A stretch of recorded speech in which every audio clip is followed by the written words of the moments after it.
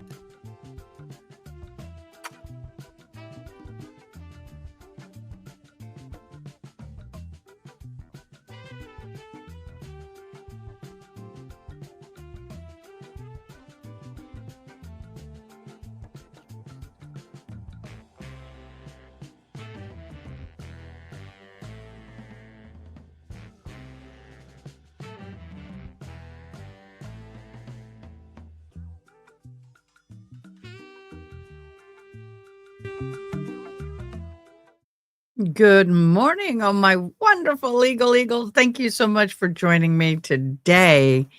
It's going to be a little fun day. Why? Because it's a frizz day. No, I'm kidding. Donna Adelson, jury selection has begun, and I got one little hair. Look at that. No more. Bye.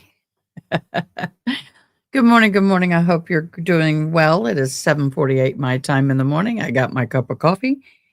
I fell asleep last night at about 1:30 in the morning, and I woke up on bright-eyed and bushy-tailed at 5 a.m. So it has been a morning already for me, but I am so blessed and so grateful to have you here. Good morning. Well, Donna Adelson is jury selection has begun. They are bringing people into the courtroom, 50 at a time out of 3,000 they have pulled. So I have this running in the background. We won't be able to see a whole lot, but in a few minutes, I'm going to start a second live, and I'm going to do both at the same time. And we're going to do a deep dive into Wendi Adelson. Who is she? Why is her role in this trial so important? What have we seen in the past from Wendi Adelson? And what are we going to see in the future from her? I think her testimony is going to be one of the most pivotal testimonies of this trial. Yesterday, they had an emergency motion because Wendi Adelson has been subpoenaed by the prosecution and has been given immunity and protection. However, the defense then turned around and subpoenaed her. And the judge said, if you cannot offer her protection, then I'm going to squash your subpoena. And that's what happened. Good morning, sweet Magnolia, Erin, and Heidi B. These are your jurors walking in. They can't show the face, but you can show their little hairy legs. Hi, good morning, everybody. Why would you wear shorts to court? Just my humble opinion. Oh, look at my shirt. Look, it's official. I'm a member of the crisis team, emergency crisis chaplains team. That's one of our shirts. And on the back, it says, we save lives. Oh, I saw a good pair of boots. Now I'm liking that. We're getting to know these people by their shoes. Anybody a shoes hog? A shoes aficionado? Now, I got to see how the sound is going to be because the sound has been crappy in this court. But they are bringing people in 50 at a time. Right now. I do apologize. Thank you.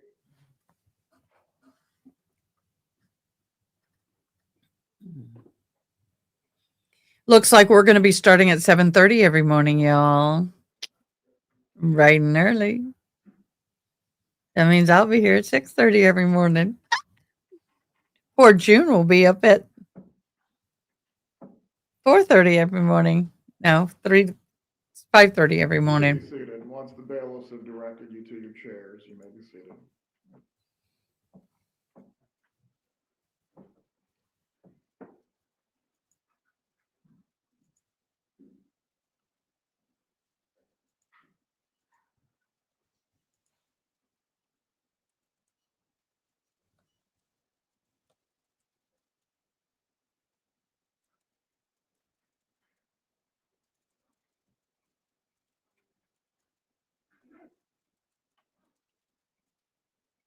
Okay.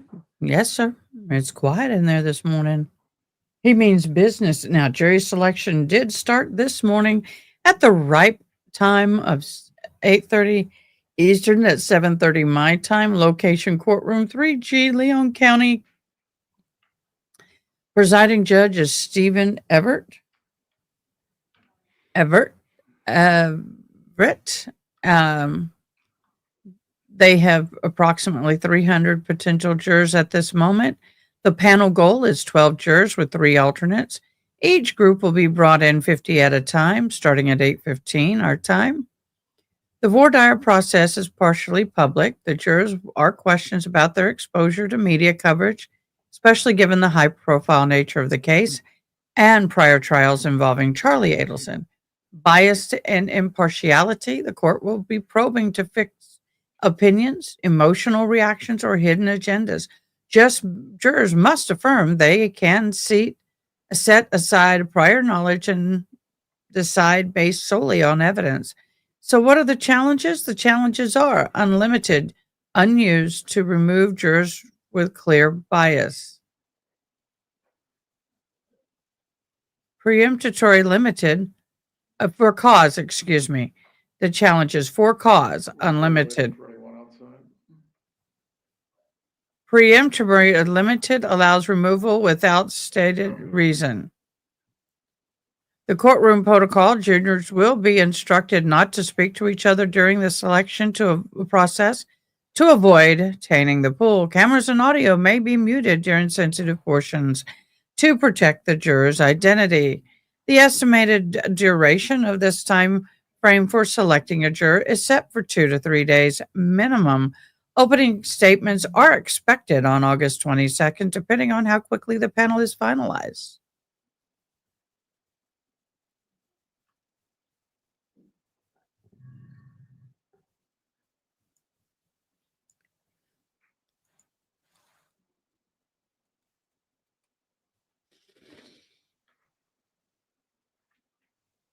Ah, you're too broke to be aficionado of anything I know. So, for the media exposures, we need to watch for jurors referencing Charlie Adelson or Dateline episodes. And that's important because it may indicate a bias or preformed opinion. And then we need to also look for areas to look for is family Hello, please be dynamics. seated. Oh, I'll stop for the moment. We'll come back to that. Tricia wants numbers Good 2 to morning, 16 Jesse. located. They're just to be seated in the back. We're going to move forward with what we have right now. Someone's not paying attention Good and morning, ladies and obeying gentlemen. directions. Okay, not great. Let's start again. The sound is better. Giving you a proper greeting, looking you in your eyes. The All I'm sound is asking much back from better. you is for the same. Good morning, ladies and gentlemen. Good morning. There we go. I'm Stephen Everett, one of your circuit judges for the Felony Criminal Division here in Leon County. You have been summoned here today as prospective jurors in the case of the state of Florida versus Donna Adelson. This is case number 2023 CF 3226.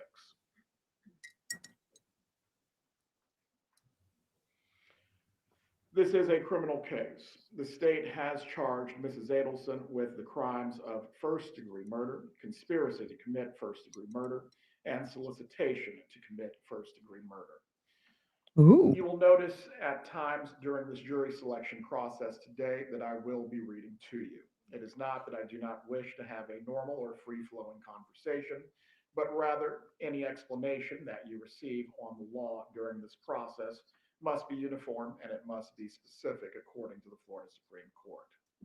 Is the state ready to select a jury in this matter? Is the defense ready to proceed as well? And for the record, I'm noting that Mrs. Adelson is present in the courtroom with her counsel.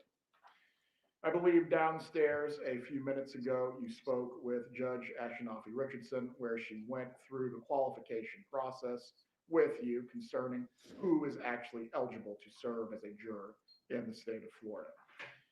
What I'm going to do, just to make sure that anyone at this point would otherwise qualify to be excused by statute, I'm just going to confirm this information. By a show of hands, is everyone who has been brought up this morning at least 18 years of age or older? Please raise your hands. For the record, all prospective jurors have answered in the affirmative by raising their hand. Did we all raise our hand? You, citizens of the United States of America and residents of Leon County, Florida, please raise your hands if this is so. Resident, a U.S. Yes, citizen, not a resident. Jurors have raised their hands in the affirmative. Are all of you residents of Leon County? Please raise your hand if this is true. Again, the prospective jurors have raised their hands. Thank you. Do each of you possess a driver's license or identification card that's been issued by the Department of Highway Safety and Motor Vehicles, or have you executed an affidavit as to your eligibility to serve as a juror? Please raise your hands.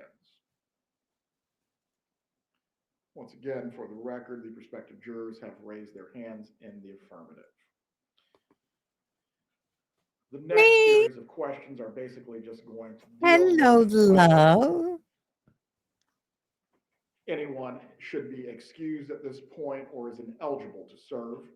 Has anyone been previously convicted in a state or federal court of any felony crime or a crime of dishonesty and you have not had your rights restored to you? If this describes your situation, please raise your hand. Hello, Brooklyn. For the record, none of the prospective jurors have raised their hands.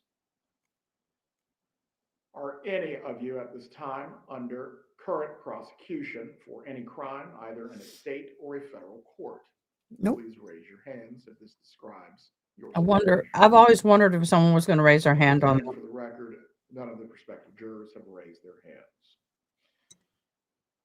As to matters in which you can be excused by law, is any person here a sworn federal, state, or local law enforcement officer or investigative personnel? No hands have been raised in response to the court's questions. Is anyone an expecting mother or a parent responsible for the full-time care of a child under 6 years of age? All right. Sir, if that is, please form a line and I will deal with you momentarily. Just in the Ooh, I hate the way you put that. I will deal with you. Is anyone present 70 years of age? Thank you, Aaron. Oh my gosh, thank you. No hands have been raised in response to this question. Has anyone performed state jury service within the last year? And by last year, what I'm referring to would be August 19th, 2024 to today. No hands have been raised in response to that question. Is anyone responsible for the full-time care of a person with a physical or mental incapacity who is incapable of caring for themselves, and your presence will create a hardship? No one has responded in the affirmative to that question. Is anyone a full-time student between the ages of 18 and 21 years of age who is attending a high school, state university, private post-secondary educational institution, Florida college system institution, or career center? I don't know why it's not please can stand behind the gentleman. Showing up differently. They've made some changes in the program. They're working out the kinks. But thank you for my cup of coffee fund. Thank you. You're so awesome.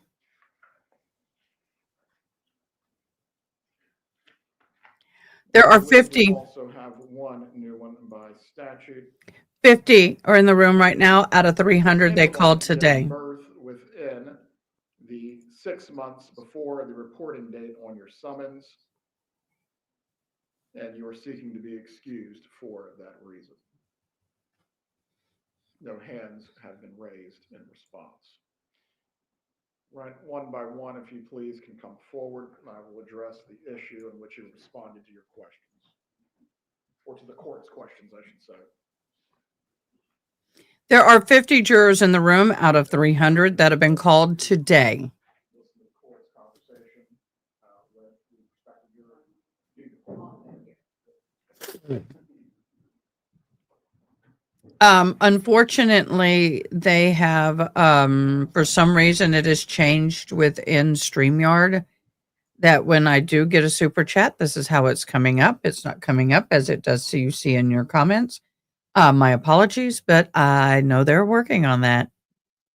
I am a beta tester, and so there, I get some of the new perks, but also sometimes I get some of the kinks. But thank you guys so much for Aaron, so much for your super chat. I appreciate it. And as y'all can tell, I am a little bassy this morning because I didn't get to sleep till after 1:30 last night. Between 1:30 and 2, I fell asleep listening to the testimony of a witness in another case from yesterday. And then I shot up straight out of bed at 5 o'clock this morning. Don't ask me why. I just did. Yes. I got a really nice long shower. I had a little bit of coffee. This is my second cup of java, and I am here ready to go. So let me continue talking to you while they are doing that process. And so we were talking about the voir dire and the watch list, the things that we need to look out for. Number one was media exposure. Number two, let's talk about the family dynamics. And in the family dynamics, it's a reaction to the questions about the mother and son relationship. Why is that a problem? Because it may trigger emotional triggers that could affect the empathy of the potential juror. Now, the next topic is trust in the law enforcement personnel. Comments on police or the prosecutors. Why is that a problem? Because it will reveal potential leaning on credibility. Death penalty views or DP views from here on out. I shouldn't have said that. I hate feels like it's my cord. I can figure out what was bothering me. The DP, strong and moral religious stance that may be given. Florida does allow DP and key for eligibility. Jewish cultural context, believe it or not, that is going to could come into play in this trial. The jurors that are familiarity or discomfort over that subject may affect the perception of the family or motive. That is really huge because part of the family was Jewish, the other part was Catholic. The body language and tone, hesitation, defensiveness over eagerness, nonverbal cues to bias or concealment.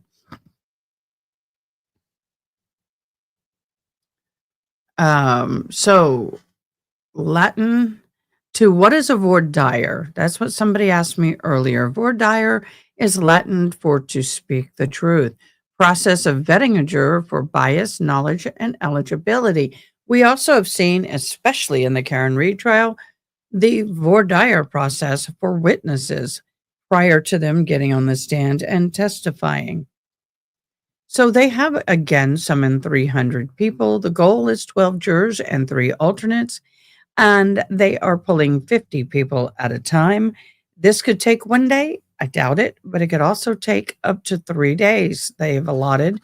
Hopefully, it will not take 3 days because they have a pretty hard push from the judge to open arguments starting at starting on August 22nd.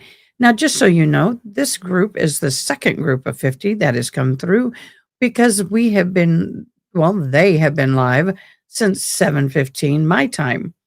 I believe this is the second group that has gone through. So here are the key questions jurors will face. Have you heard of this case? A lot of them may have heard of it, but to what levels and to how much? And has that or will that affect your ability to be a non-partial? Can you set aside your prior knowledge? And do you have strong views of the justice system? Next, all right, here we go. Back into court with the judge. Now that we've settled the issues of who is eligible to serve and actually remain, we are going to proceed with the process this morning. The first thing that we are going to do is to discuss what you may know about this case, if you've heard anything about it at all. This case has received some publicity, and there also was a related case that took place almost 2 years ago. This process is going to be handled individually because you will not need to know Hello, what Luca. others may already know concerning this matter. However, before we start that questioning, I am going to give you some very important instructions. Many of you have cell phones, computers, and other electronic devices with you.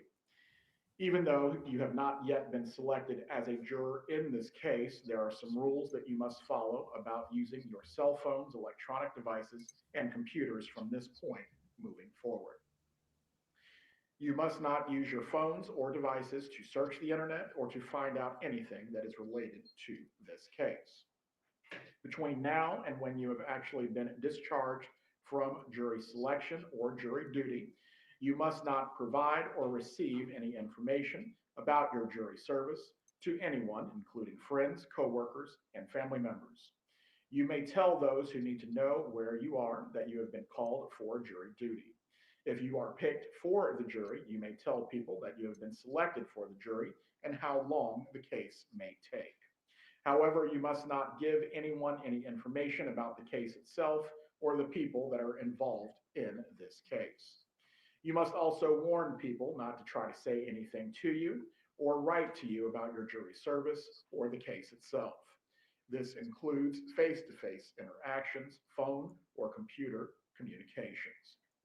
In this age of electronic communication, I want to stress to you that you must not use electronic devices or computers to talk about this case. This would include tweeting, texting, blogging, emailing, posting information on a website or chat room, or through Thank any you. other means at all. Do not send or accept any messages, including email and text messages about your jury service. You must not disclose your thoughts about your jury service or ask for any advice on how to decide the case.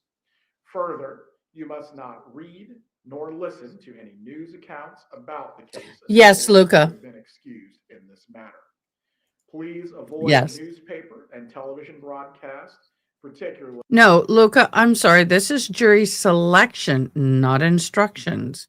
They have pulled 300 people for today. They're pulling 50 people at a time, and they are doing jury selection. The judge right now is weeding out the jurors who may have either medical or family or financial or work conflict.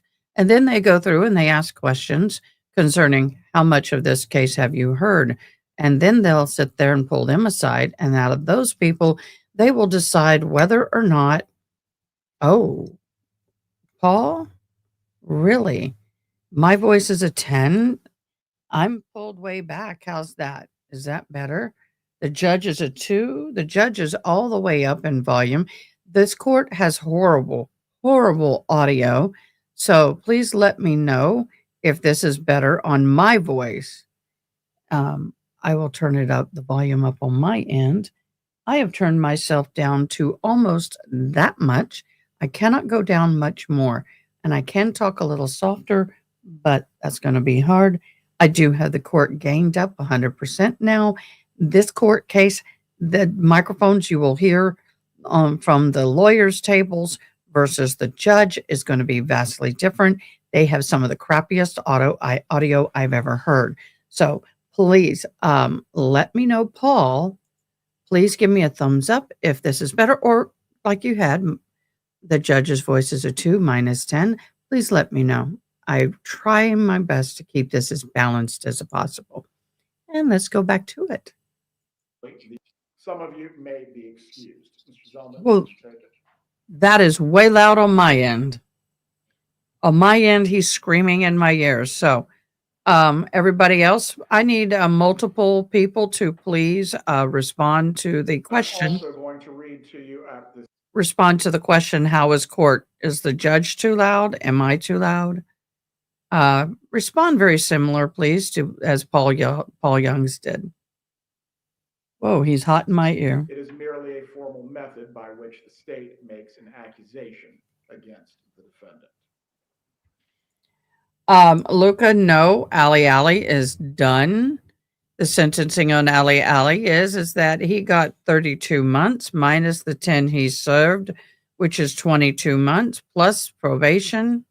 Court is very low. I can't bring court up any more than I already have. We are 100% gained in court. 100% gained in court. Give me a minute. Let me see what I can do here.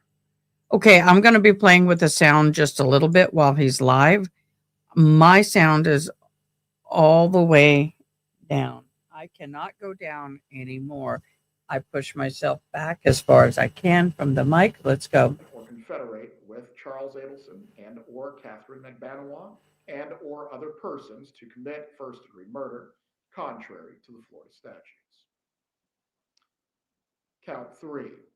It is alleged that beginning in 2013 and until October 1st of 2016, Donna S. Adelson in the county of Leon and state of Florida did solicit another to commit first-degree murder, and in the course of such solicitation, commanded, encouraged, hired, or requested the person, Charles Adelson and or Catherine McBanois, Better? and or other persons to engage in specific conduct which would constitute first-degree murder, which resulted in the death of Daniel Markel, contrary to the Florida statutes.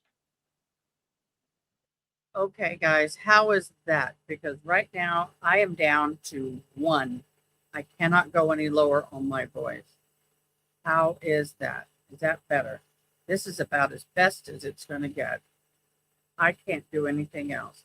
And I even have a special mixer to improve the sound.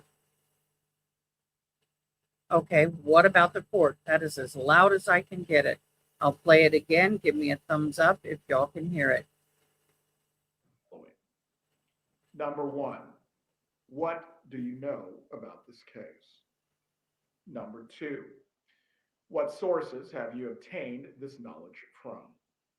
Number 3, based on what you know, do you have an opinion about Mrs. Adelson's guilt or innocence?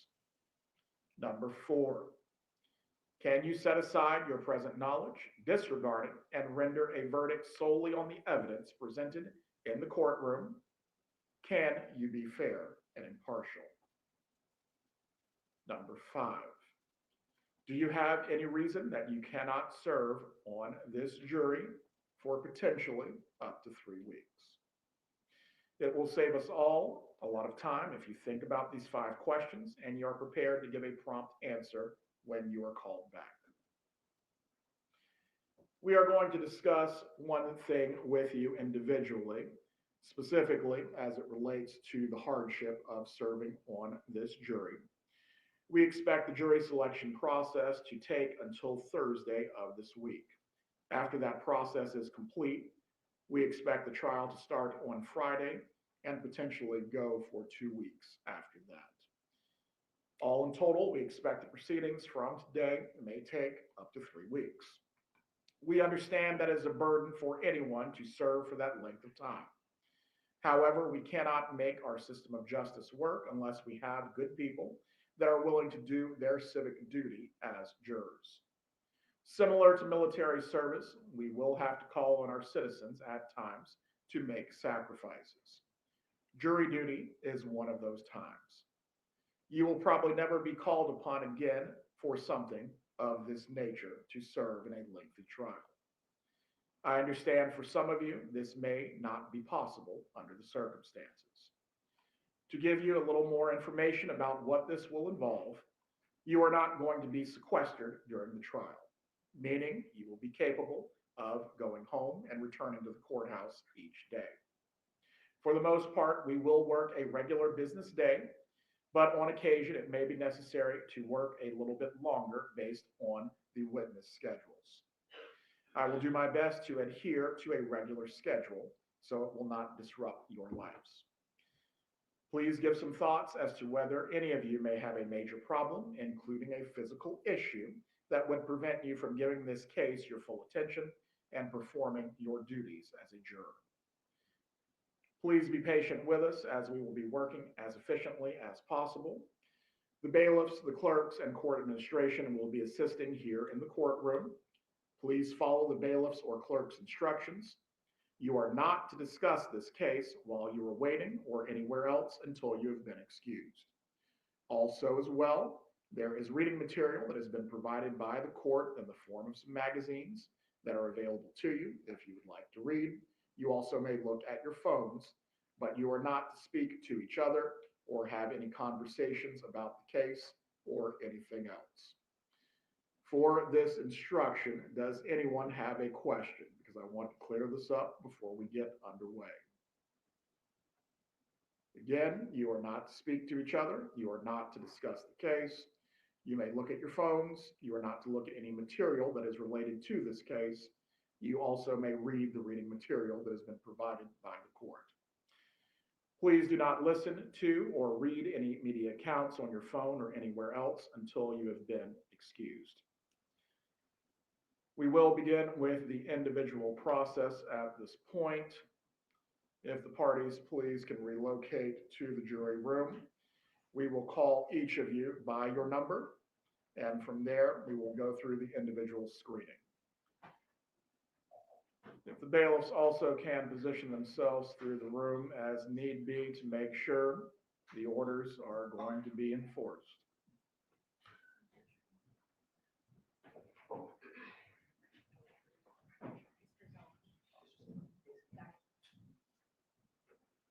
Oh my, she looks like an old lady.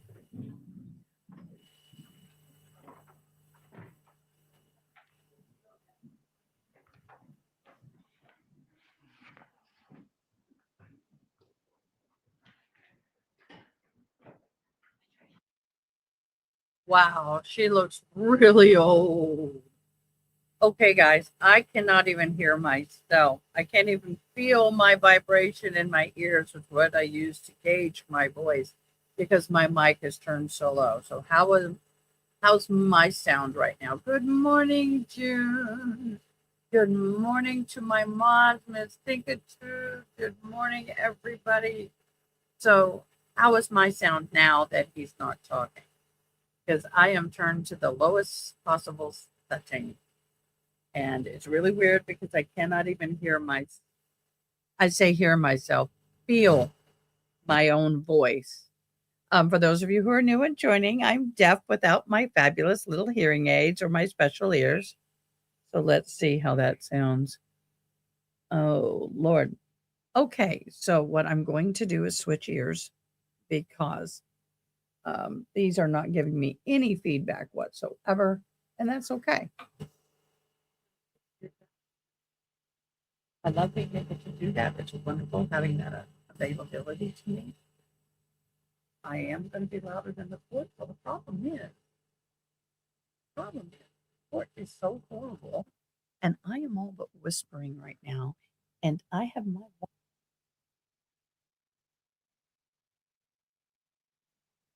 I'm going to crank my volume for a second. I'm going to pull it to 0. I'm going to say something. Tell me what I said.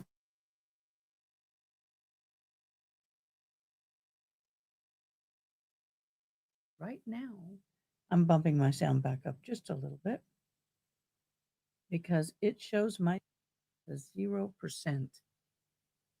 So I am fine. Okay. I may be a little louder than court. I have court gained up 100%. Then I have a booster on the court and it's gained 100%. So the court sound sucks, but there's nothing we can do about it. Thank you so much, Out and About with Diane. I do need to be a little louder than court if I'm going to be speaking over the court. But let's get back to some information, okay?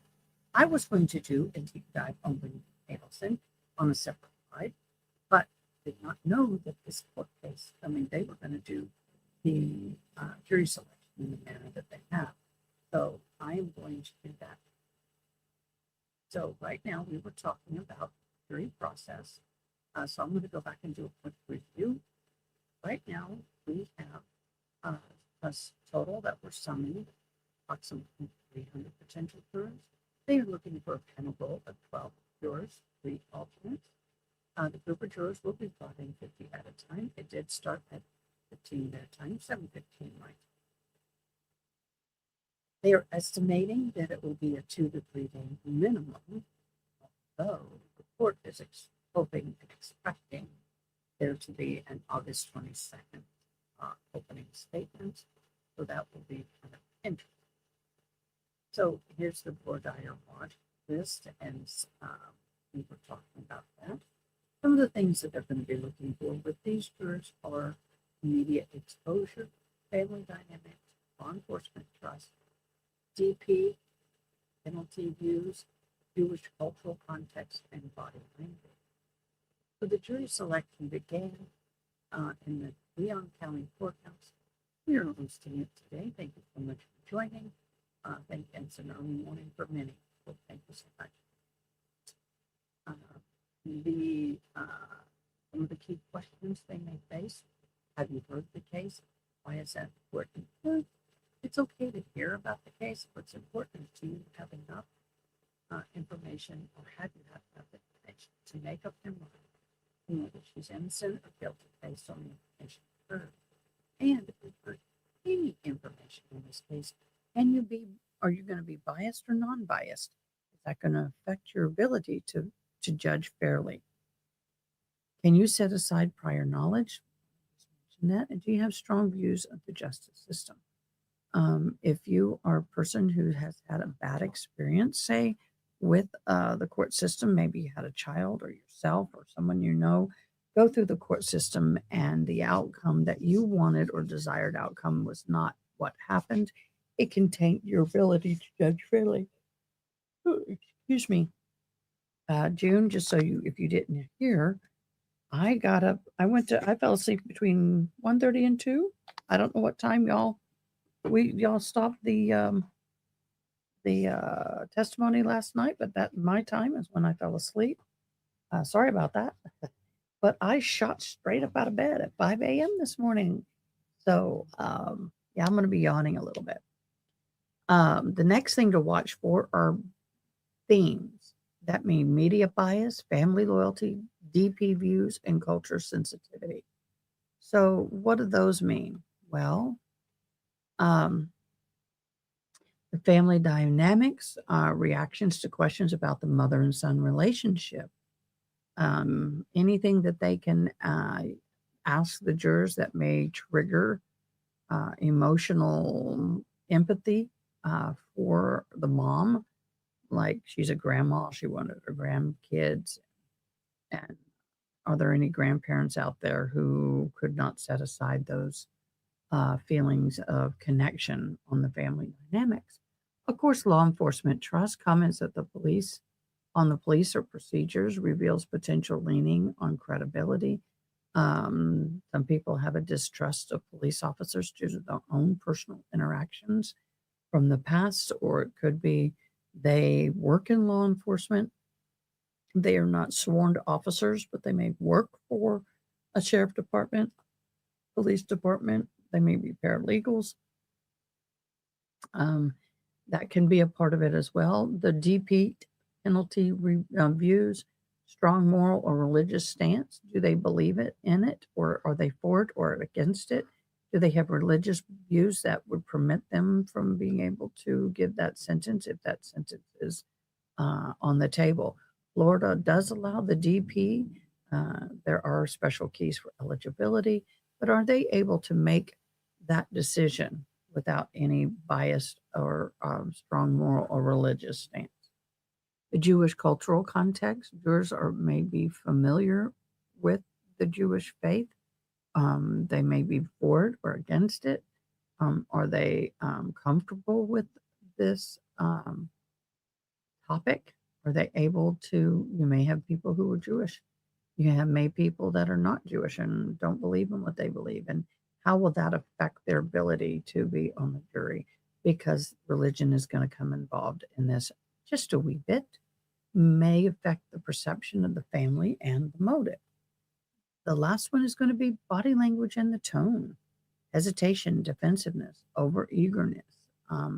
They do have people on both sides, both the defense, well, they should. I don't know if the defense can afford it, but they probably do on the state side, that person's sole job is to watch the jurors and help them make a decision to either select them or remove them based on not only their answers, but their body language and how they are behaving during this process. Some people don't realize that they are people who are specialists in this field and will sit there and watch every move that potential juror makes. Hey, state of confusion, welcome, welcome. So they will be watching the nonverbal cues. So, all right. We talked about what a tour guider is. It's to speak the truth. It's a vetting process for either bias, knowledge, or eligibility. We did see a lot of this in the Karen retrial, where we had voir dires of Dr. Russell and other people to qualify them in their field. The jury seated hopefully will be completed by August 21st. They're hoping for opening statements on August 22nd, and they are expected to have anywhere from 2 to 4 week trial. So there we go on that process. How are y'all doing this morning? Mods, I have a question for you. You can give a thumbs up or a thumbs down. Should I cancel the live with Wendi Adelson for today and then during these breakout sessions do the deep dive within this live? Give me a thumbs up. If I should start the second live, which I kind of don't want to, because then I will be quiet on this live where I'll be doing both. But it may not, this particular live may not get all the, but should I start a second live with Wendi Adelson? Thumbs up, do the Wendi Adelson dive here during these breaks, or thumbs down, start a new live.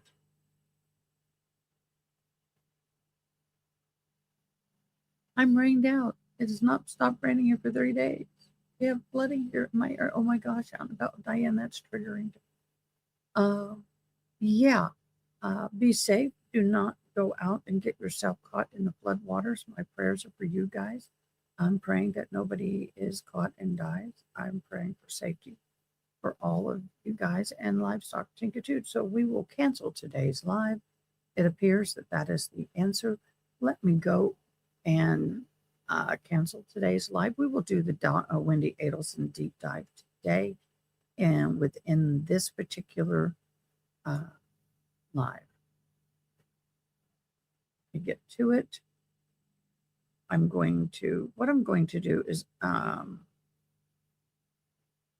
edit. I think I'm just going to put it off one more day just in case, save changes. I don't want to delete the actual live itself. Okay, we're going to do that.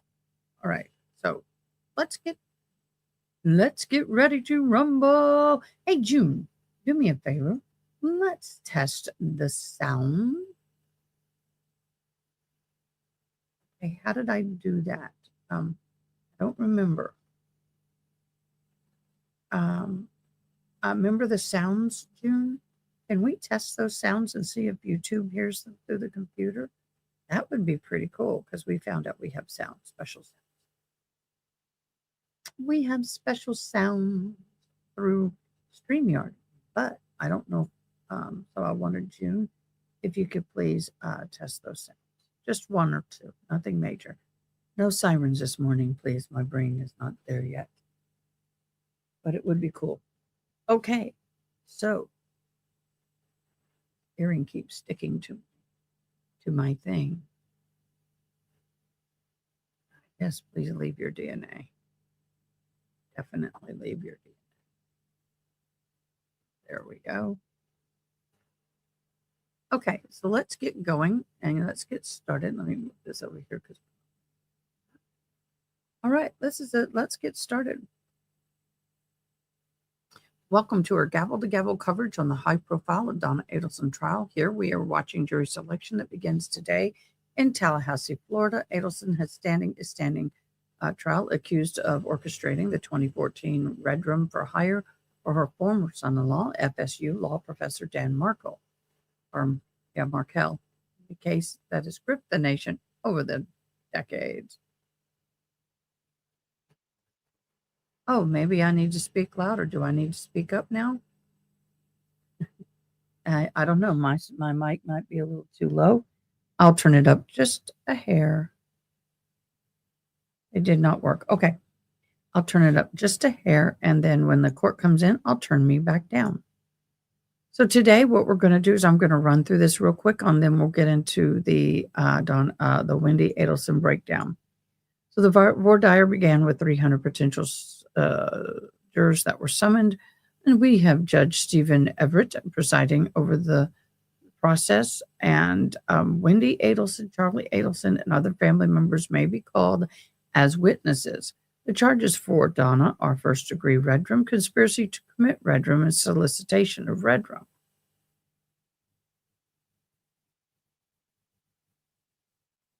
So I want to talk about Wendi. Let me do this. Let me put a banner up real quick so people know what we're talking about.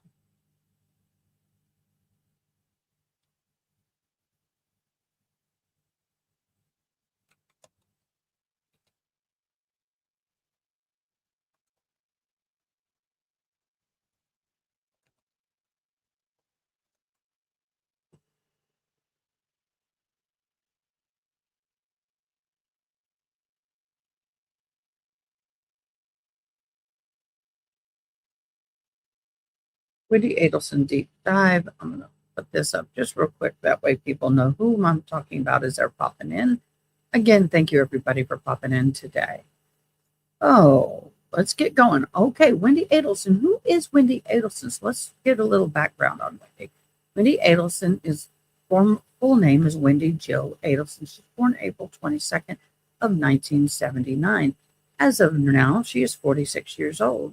She does have a bachelor's from Brandeis University, a master's in international relations in Cambridge, and a JD from University of Miami. She is a former clinical law professor in Florida State University, an author and a child advocate, the daughter of Donna and Harvey Adelson, sister Charlie and Rob Adelson. She is divorced from Dan Markel, so they were married from 2006 to 2013, and she is the mother of 2 sons.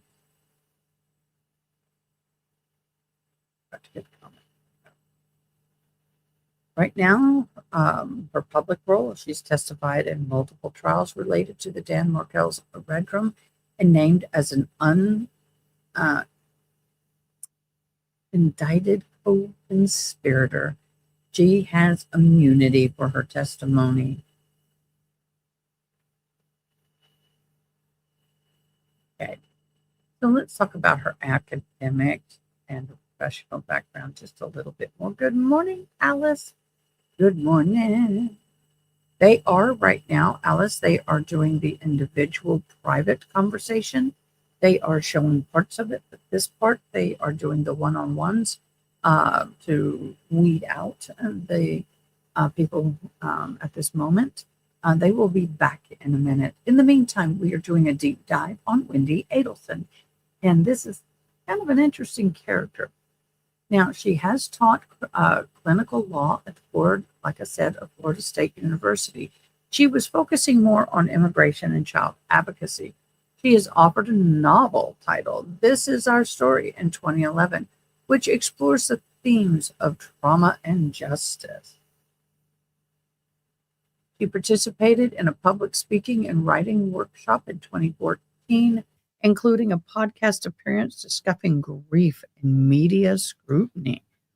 Oh, I'm going to put my mods on a hot seat, if you don't mind. Please don't get angry. But is there any way maybe we can search for that video? I would have had I known about it sooner, but it didn't click. It's a workshop from 2014. It was a podcast appearance discussing grief and media scrutiny. Well, maybe I can. Maybe I can. Let me see if I can help with that. I would like to see if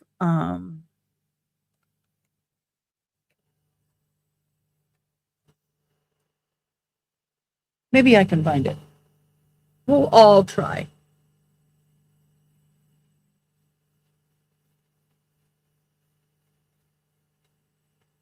Maybe we can all try and find it. I'd like to find that specific video if there is one out there. Alice, and if they can seat 12 jurors and 3 alternates, then the openings will be tomorrow. But I would love to see if we can find that. If I can't, it's not popping up quickly. Adelson. Control E. Let's see what popped up.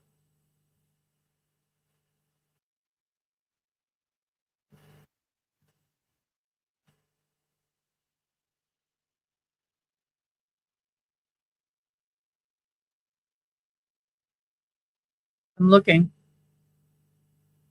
So if we can try and find that podcast, that would be wonderful. But if not, that's okay. Oh, don't need to be off topic. It's okay. This is good. We're all. What is the question? I just saw the video.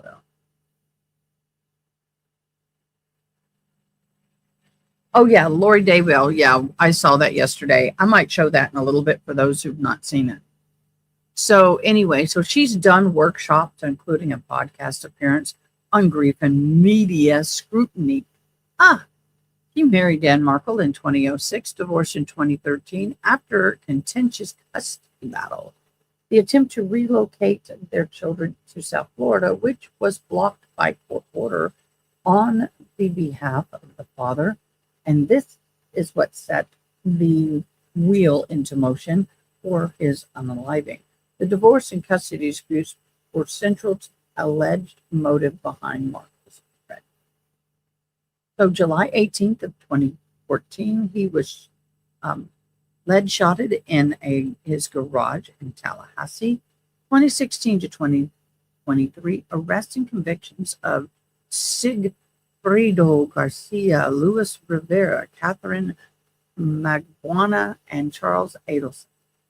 Now, in 2023, Donna Adelson was arrested while attempting to flee to Vietnam. One-way ticket. Why? They had no extradition agreements with the United States. Is my volume okay, or do I need to change it? Alleged conspiracy, as the prosecutors are arguing that the Adelson family wanted Dan out of the way to allow Wendi to relocate with her children to South Florida, close to her family. Wendy's brother, Charles, allegedly orchestrated the murder for hire. Oh, you are so wonderful, June. But can I play? Can I share theirs without getting a copyright? That's what I want to know. I will try. Wendy's brother, Charlie, allegedly orchestrated the Red Room for Hire plot via Magbanwa, who recruited Garcia and Rivera. Financial records wiretapping, an undercover FBI operation linked the family to the crime. Let me pull up this and see if we can play it. Agree and close. Play.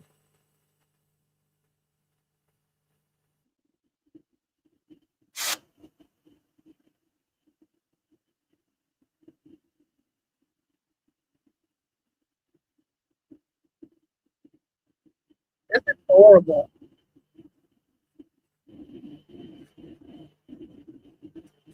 Are y'all hearing that at all? That is horrible audio.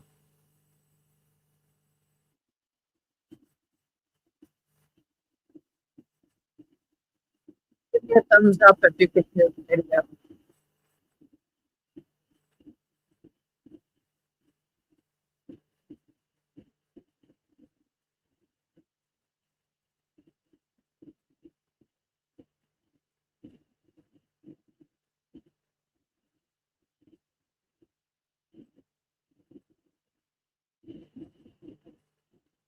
I'm going to see if we can find a video of that because I don't know if you're hearing the audio. No sound. Okay, so I need a video of it. Okay, we'll see what we can come up.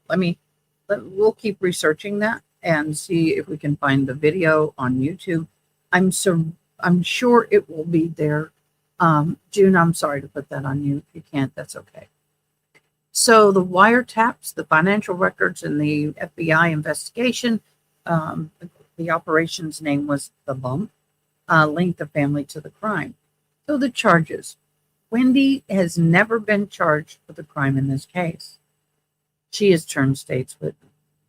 The status is named as unindicted co-conspirator is what she's being called. She has received immunity for testifying, use derivative use of immunity granted by the state. She was subpoenaed in 2025. Yesterday, they were able to squash the defense's subpoena in this particular trial. Yeah, that's what I thought one sunny day. That's okay. Yeah, I wanted the video state of confusion of I wanted to see if we had a clear video of this because I can't share just audio. So I was hoping that maybe they had a video. So they successfully squashed the defense's subpoena yesterday. So because the reason why she's already been subpoenaed by the state, they also subpoenaed her, the defense. The problem is the defense's subpoena gave no protection to her.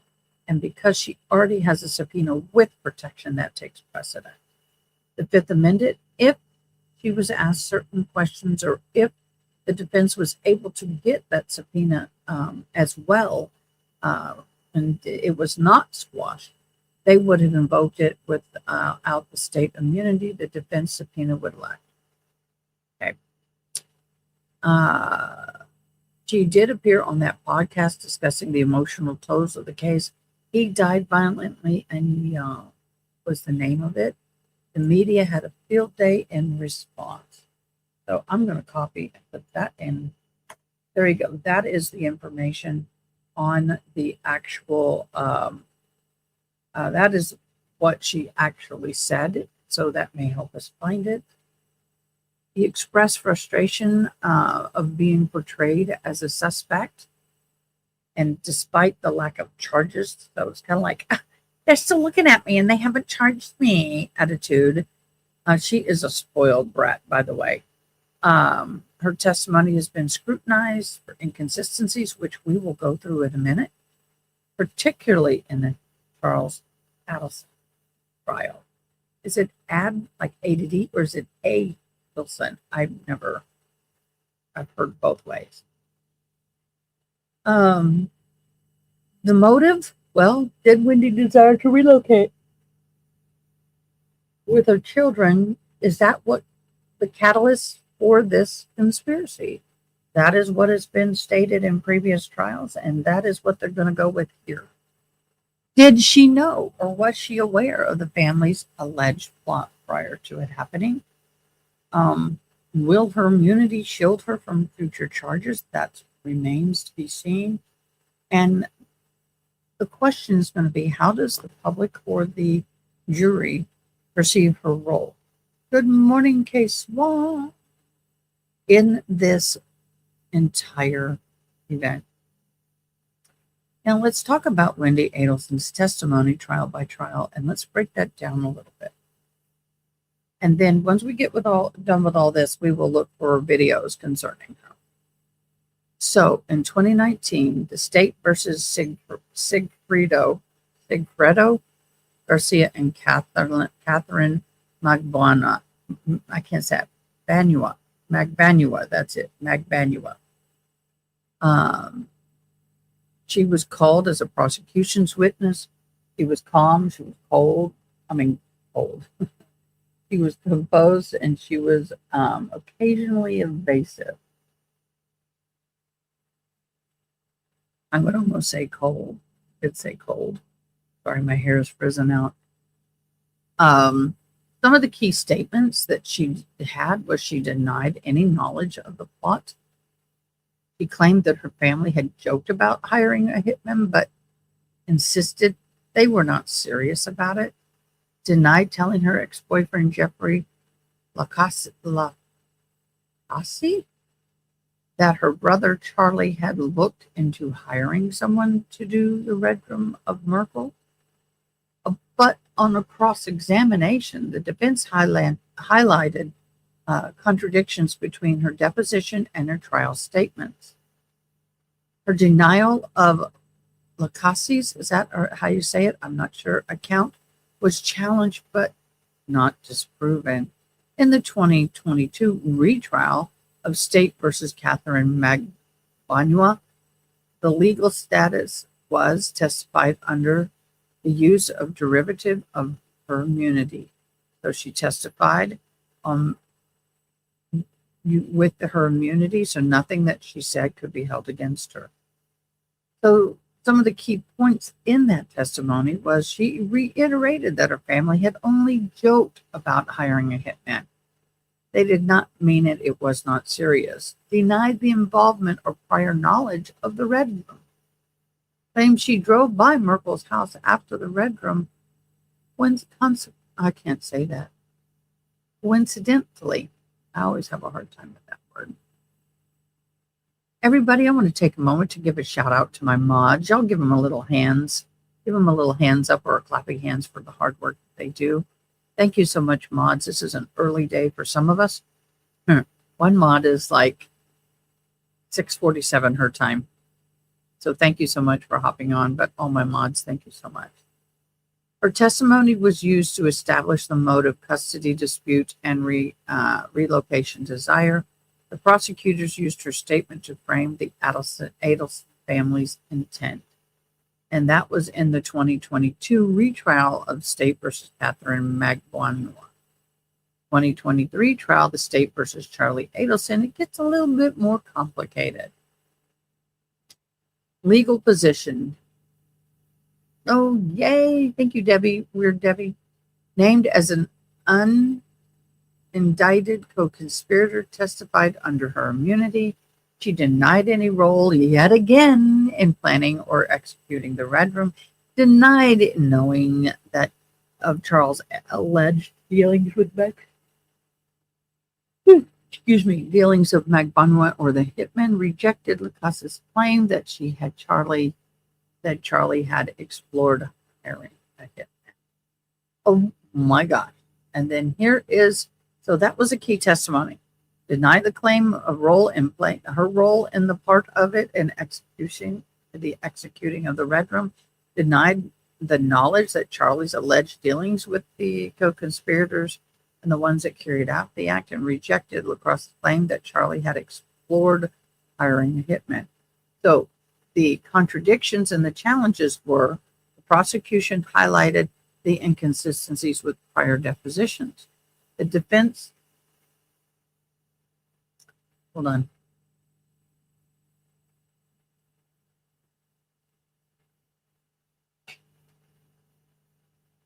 I have a deaf client. Hold on.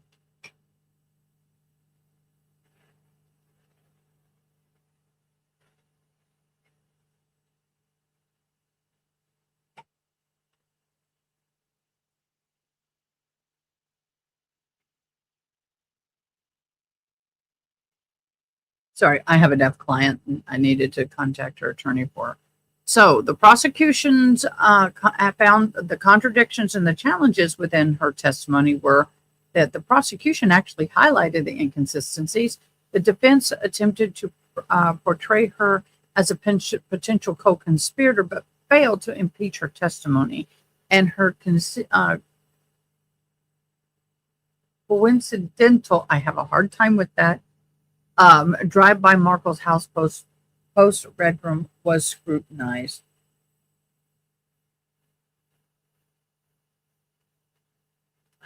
Lots of stuff popping up. The legal and strategic observations, immunity, protected from self-incrimination unless perjury is proven. So here's the important part. If they can impeach her or prove that she has perjured herself in any way, shape, or form, guess what? The deal's off the table. And now she's fair game. So that is going to be interesting because it is very hard to not perjure yourself if you're lying in one trial. It's even harder when you've done 2 trials. It's even harder when you've done 3 trials. And so this is now, I think, trial number 4. The first trial was for the couple, and then they retried the woman. So that was trial 2. Then her brother, this is her mother's trial. So this is trial number 4 that she will have to testify in.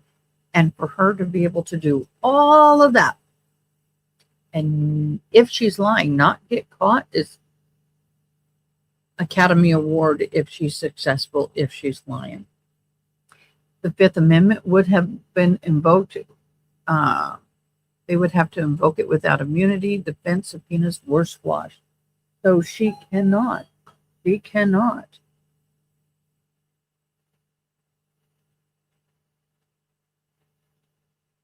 Hold on, guys. I've got somebody at the door. I got to take a quick break. I will be right back. I haven't opened yet. Hold on.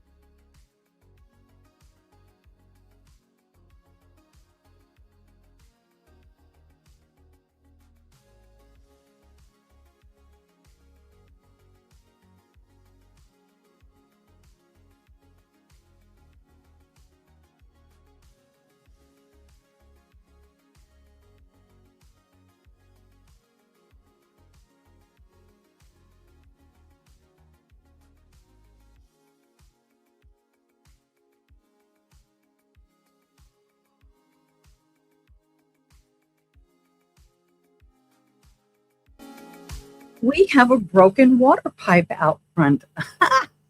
That's lovely. Oh, okay. So we may end up without water. Well, that was important. So I'm glad I went and checked it out. Thank you guys for your understanding. Sometimes you got to check out those unexpected interruptions. They could be very important. So we may be without water for a day. We'll see. So the city is going to have to be working on the water line. So anyway, back to this, the Fifth Amendment. If she invokes the Fifth Amendment, her immunity is done, and the defense's subpoenas have been squashed. I have a feeling eventually Wendi will be next and be prosecuted. Yeah, well, let's see. If she can stay within the bumpers of her agreement and not get impeached and does what everything that she's supposed to do, looks like she may not be, but they could find some new charges to charge her with. They could find some new charges to charge her with. Just saying. The credibility issues, repeated denials of statements attributed to her by Bacassi. Prosecutorial framing. She could use her testimony to establish motive and the family's dynamics. The defense's strategy. What's going on with the camera? Well, that's creepy and weird. We're going to do that until we get the camera back. That's weird. The defense's strategy is they've tried to cast doubt on her innocence, but they have not been able to tie her with direct evidence. I know.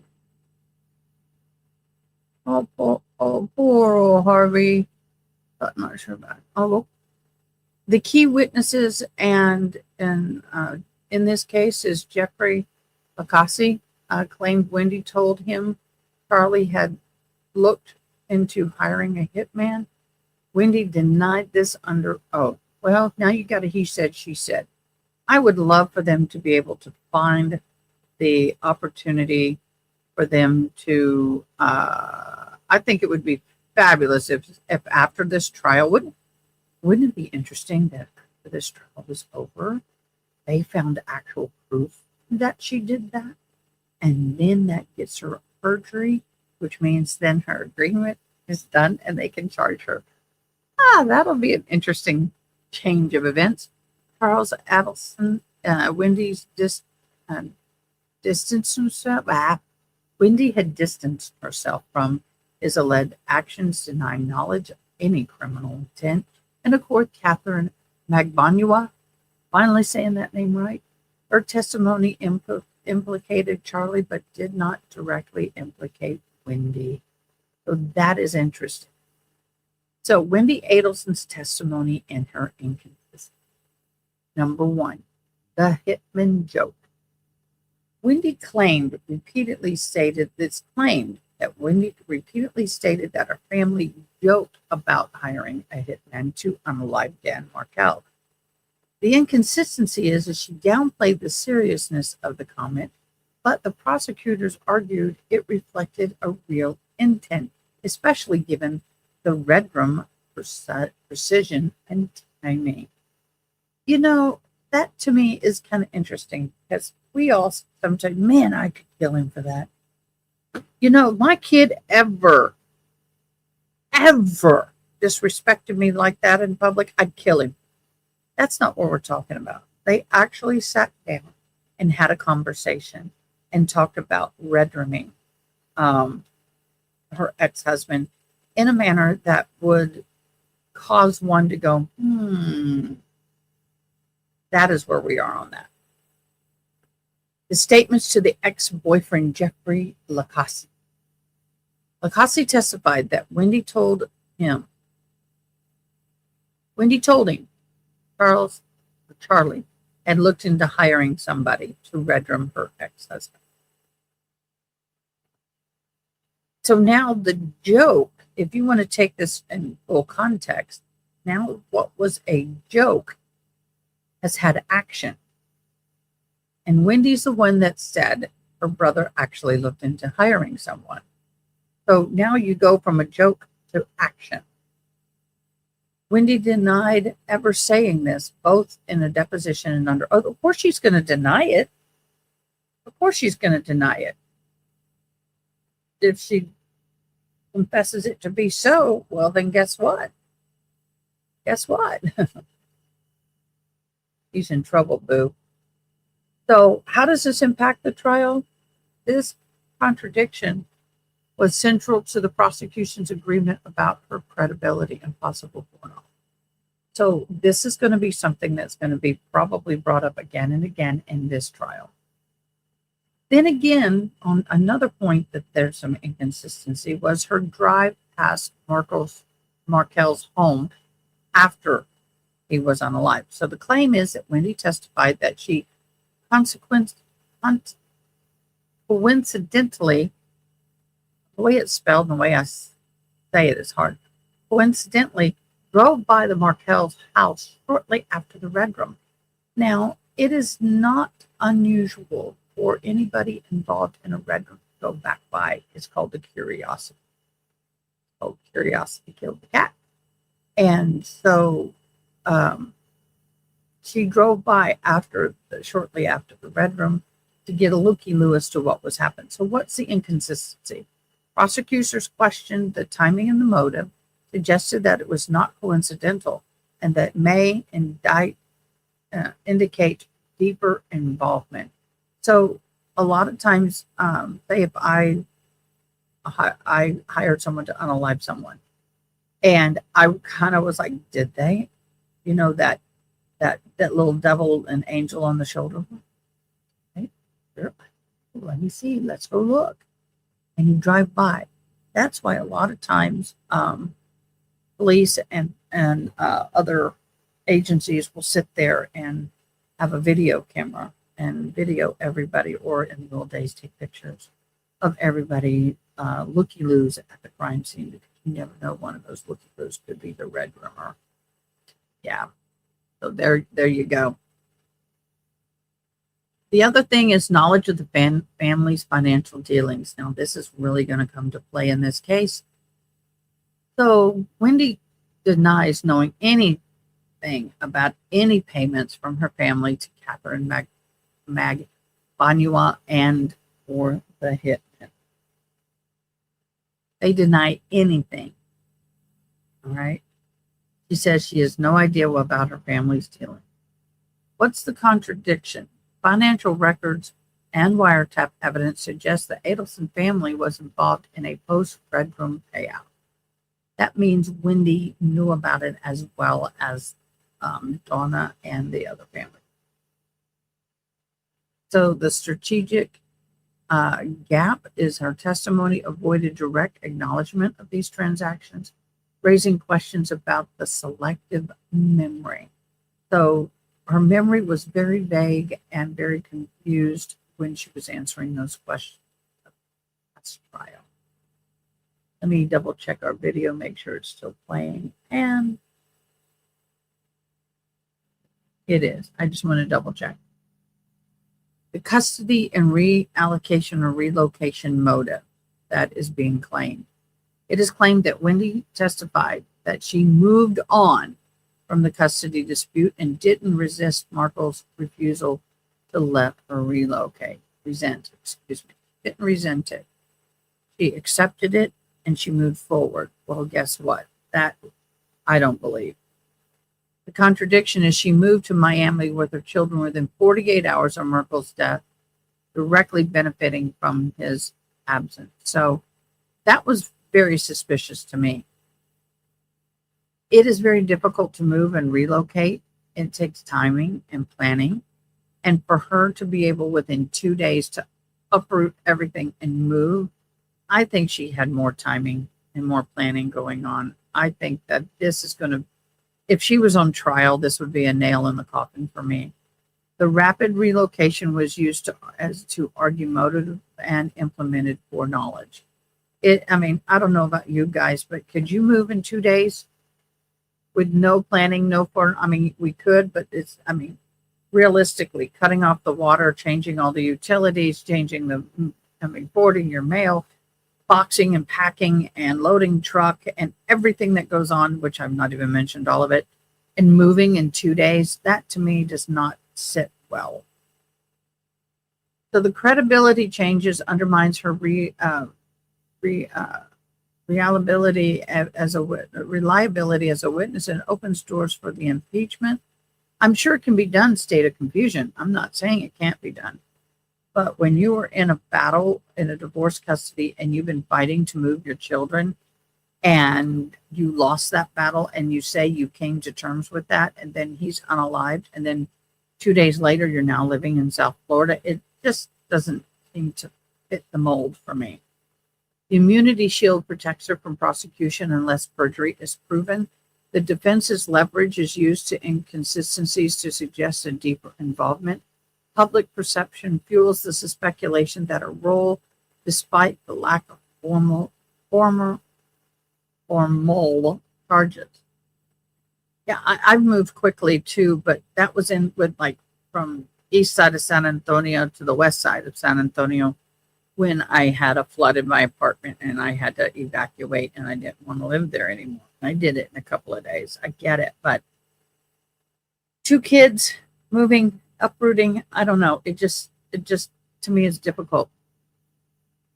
So for what the jury has heard from Wendi Adelson testimony that she took the stand as a key witness in multiple trials connected to the red room of her ex-husband, though never charged, her words shaped the jury's understanding, motive, family dynamics, and alleged conspiracy. Once again, I'm doing a recap of what we've covered. The hitman joke. My brother had in quote. Now, these are quotes. My brother had joked about hiring a hitman, but it was just a joke. She also made an acknowledgement that her family had made these off-handed comments. Good morning, Miss Morales. The prosecution did argue the joke mirrored the actual crime, suggested it was more than just an idle joke. And that's true too. When you joke about it, you talk about it and you say, well, how would we do it? And entertain the thoughts of how it would be completed. All I can say is it better not happen. He better not have died the way you were talking about it, because if he did, y'all boo are in trouble. Because that is very, very interesting. And I'm looking for something. Oh. Dang it. Have it. I'll have to go get it in a minute.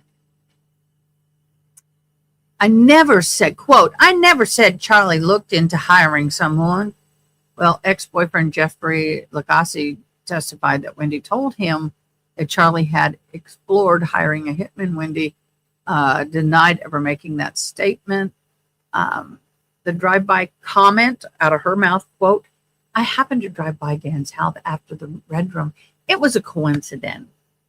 Jurors heard that from Wendi, had drove past his house very shortly after the unaliving. Prosecutors suggest it was not coincidental, but a sign of deeper involvement and awareness. Here's the other phrase that they are trying to nail her on. I didn't resent Dan. I moved on. Yet within 48 hours of his unaliving, she reloaded in South Florida with her children. Jurors asked to consider whether this rapid move reflected a motive or was it mere timing. The immunity and evasion. Wendi testified under use of derivative use of immunity, meaning her words could not be used to prosecute her unless she committed perjury. And that is something I would expect this particular prosecution is going to maybe try to get at, or somebody will. Maybe the defense, no, I don't think, yeah, I think maybe the defense, but they may try to get her on perjury because this is their last bite of the apple. After Donna, unless they charge her father with anything, which they have not, this is the last time to get a bite at her apple, and let's just see how that goes. She's avoided answering questions about family finances and post-red room payments, citing lack of knowledge. But if I'm on the jury, I don't believe in that. So the custody battle was the motive. The credibility is in kind of on a thread right now. The family dynamic suggests a tight-knit, possibly complicit relationship, and the legal shield is immunity raises questions about accountability. And that is the Donna Adelson in review. Gossip, rumor, and innuendos had the best commentary this.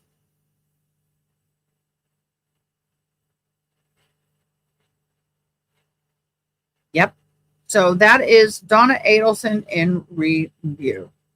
That is, Wendi Adelson in review.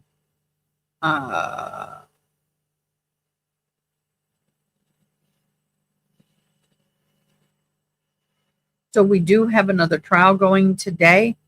I am contemplating starting mods. Attention, mods. Did I start the other trial? Yay or nay? At 9:30. We are geared to have a second trial coming up. It is day 5. Day 5 of the Christopher Wolfenbargener. Gosh, what are these names?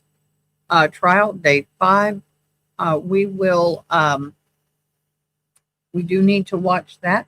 So if you guys are okay with a dual live, give me a thumbs up from my mods. Hello to all the new people. State of Confusion. We're Debbie M. Brooklyn. C. Morales and Honeybee 2800. Welcome aboard. Good to see you today. My hair is doing this pretty little curve thing. Usually it's straight like this, but got a natural little curve thing going. Maybe it's just the way I've braided it. So right now what we have done, we have 50 jurors who are being privately questioned by the judge or the attorneys. We will see. We will come back again probably in the next 30 minutes or less, and we will go through the original instructions we heard before. I don't know how many. Let me go to X and see if we know how many people have been selected thus far. Is there anybody in court following? I do not know.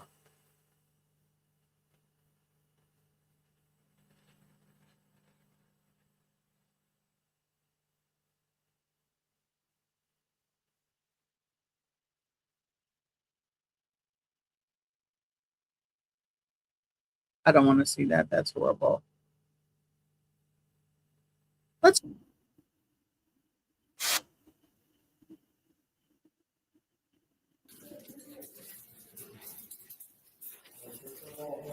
let me get over to my stream so I can see what I'm doing. This is the wonderful, wonderful Lori Daybell being transferred, moving her out of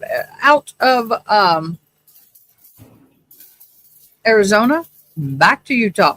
No, out of Utah into Arizona, I believe. Whatever. She's being moved. Look at that look on her face. Those jackets are heavy and stiff and nasty. No more soft, plushy things for you, my dear. No more soft and plushy things for you, my dear. How is her hair that look that good all the time? Lucky. Oh, she's going to Idaho. I'm not fully awake yet. She's going to Idaho. I know she's excited to go to Idaho. I love that little, what do you call that little thing? I guess she's lucky to have that beautiful curly hair. Yep. Going from Arizona to Idaho, and they are happy for it. I bet the Arizona Correctional Facility is happy to get rid of this woman.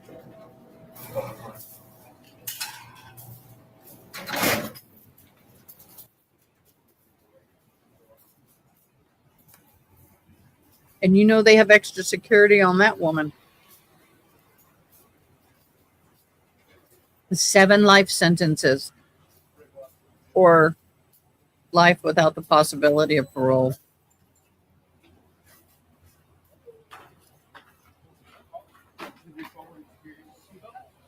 Oh, did you see that sweet? Thank you. Thank you. Oh, thank you. I'm just so cute. Oh, don't I just rock this prison attire? Thank you. Oh, thank you, boo. Oh, thank you.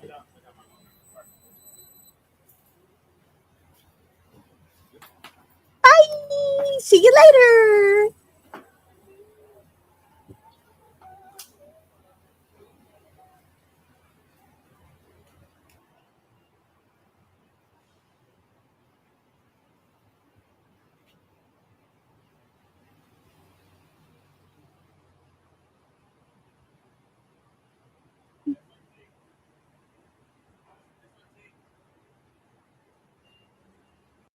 I would have cleaned the car before I did this if I knew it was going to be on TV, y'all.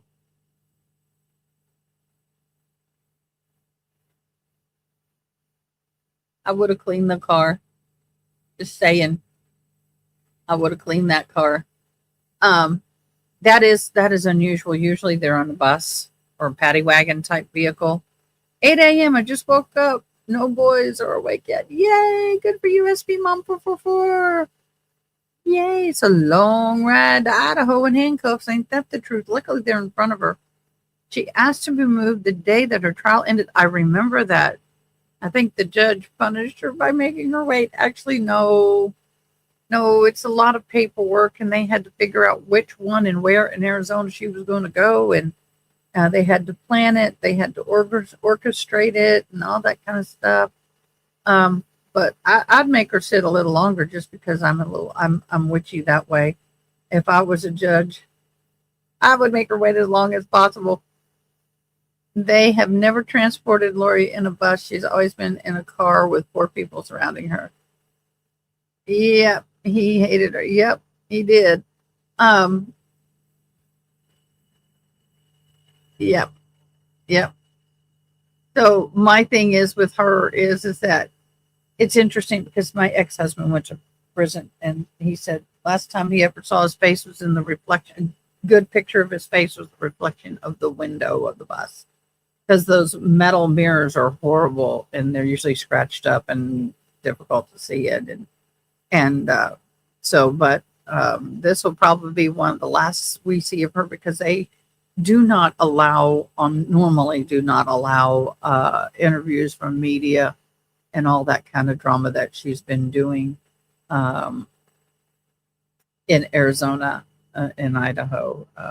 It's been made, I think it's been made somewhat clear that she is not going to be in the public eye anymore. She is now a ward of the state, and we will probably not see much of her. So yeah, her son did I was very impressed with his farewell letter, goodbye to mom, on X. We saw the video yesterday, but I really hated it because he feels like he's taken up so much false sense of responsibility that it frustrates me. But he is not responsible to be the perfect son. It's not his job to take care of his mother or to be there for her or do better so she wouldn't have done this. It's just so heartbreaking and sad.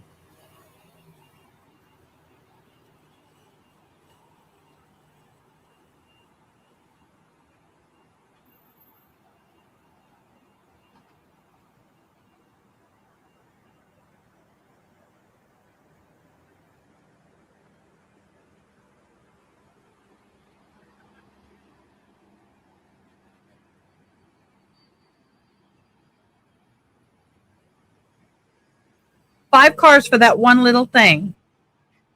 Six cars.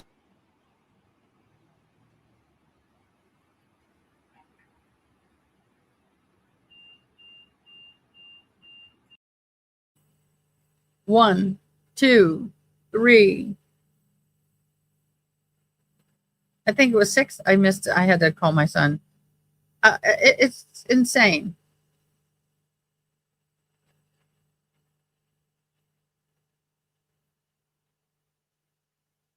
One, two, three, four, five, six vehicles for that woman. Yeah, she was shackled. She is shackled and handcuffed. Yep, Lori did it to herself.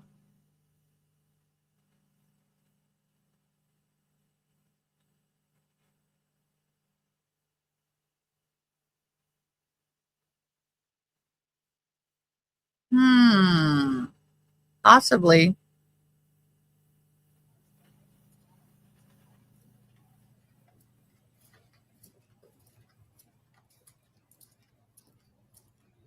Get used to that waddle, girlfriend. You ain't gonna get used to that waddle.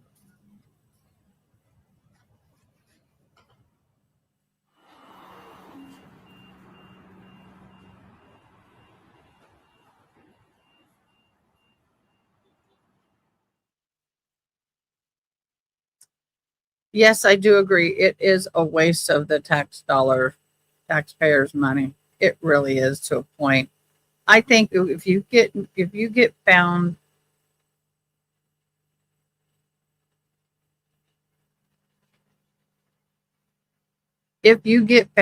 guilty, in my humble opinion, of 7 red rooms, okay, life sentences times 7. I think if you get life sentences times 3 or 5 or whatever, you automatically get the DP. But that's different every and it's multiple states, so it doesn't count. But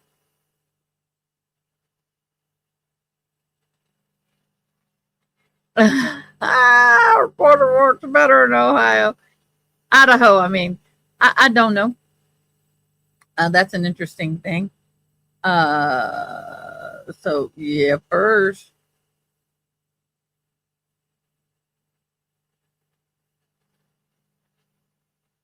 This is an interesting comment. I just find it interesting that almost every jail call between Charlie and Donna, they end up blaming Wendi. So I want them to turn on her. She visited the crime scene, and her book, Crashing Tallahassee. That's a good point.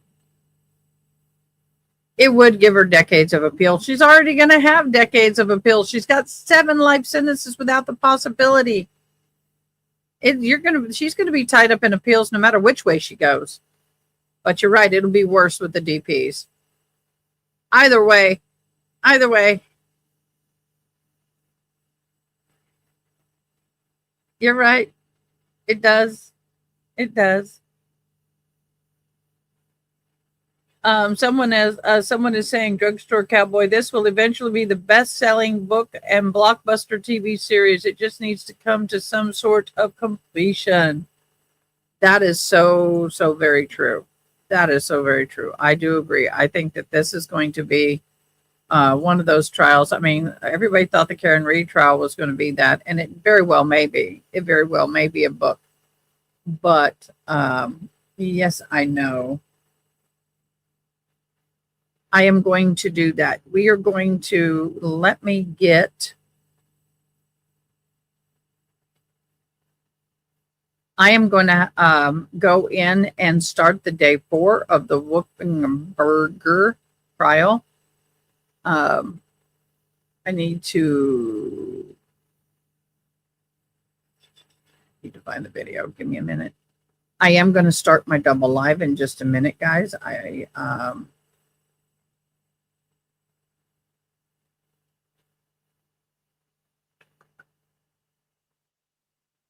And the court for them is very difficult to hear as well. So it's a very bad audio. So guys, what I'm going to do is I can leave me live here. Y'all can hear me do my intro and everything, but I am going to be doing a dual live today because we do have the Georgia against Wolfenberger trial. And we will be airing that one live as well. So give me a hot minute. I'm going to go live there. So mods, we can have 1 mod on each and 1 float in between.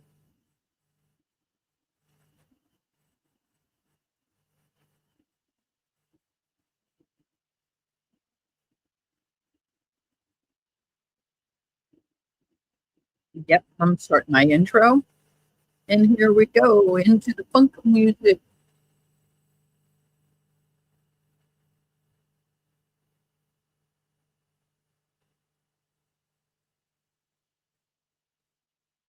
I love this intro music. I don't know why. I just want to jam this morning.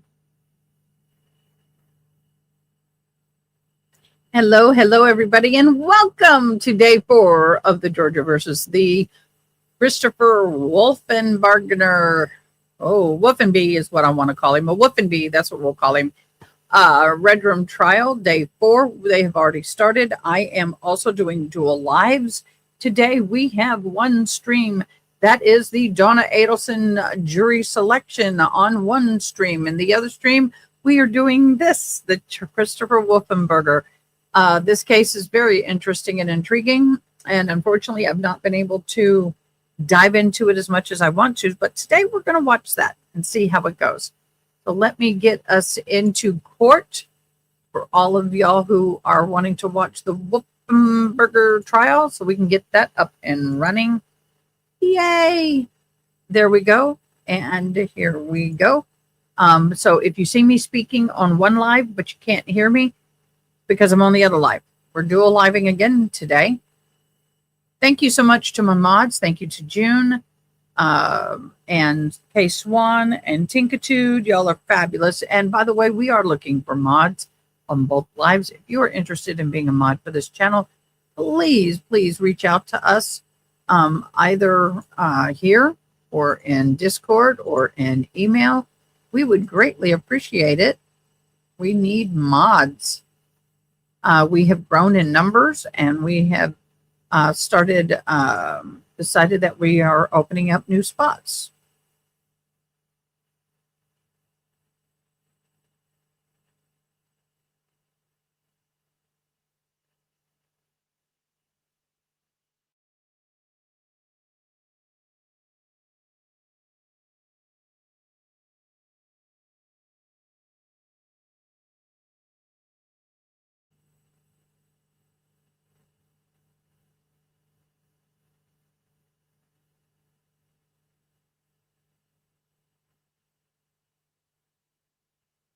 Okay, I'm over back here on the Donna Adelson. It looks like we have some movement in the courtroom.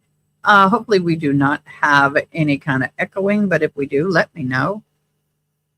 So I have muted. Now I'm open on both sides, on both mics, and see if there's any echoing. Maybe it's just on you, June. If you're watching both lives at the same time, you will have some echoing. My apologies.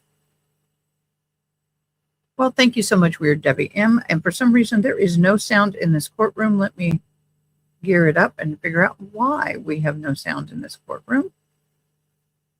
It's not letting me turn the volume up.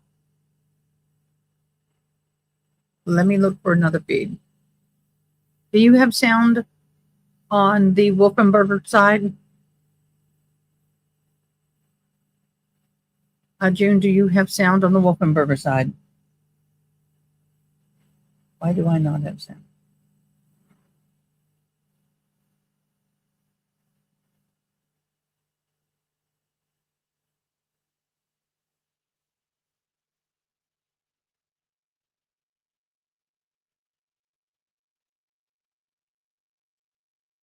No sound?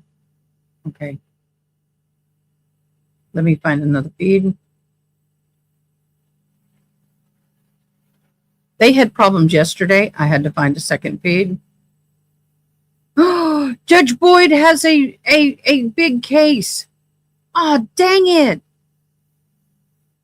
Judge Boyd, I want to watch your case. Oh, I have too many trials. I want to watch y'all. Too many trials.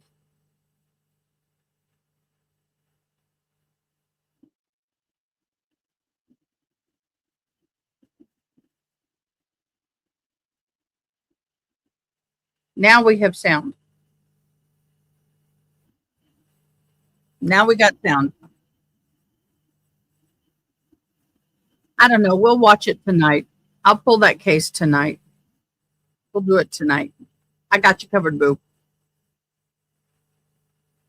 So right now, over on the Donna Adelson side, we are waiting for the judge to come back for the next set of 50. Let me read this comment. I think it's a waste of time and money. Was about the 4-car escort. It was 6 cars, actually, maybe not. I agree. We need to call out evil until the world for justice. Yeah. State of confusion. If you'd like to be a mod, please go to our Discord. Let me get my Discord up there for you guys. Go to our Discord and give me a private message because I would love to chat with you. I would love to chat. Mods, Tinkitude and K Swan, if you're both here, pick a trial, pick a side, and then go from there.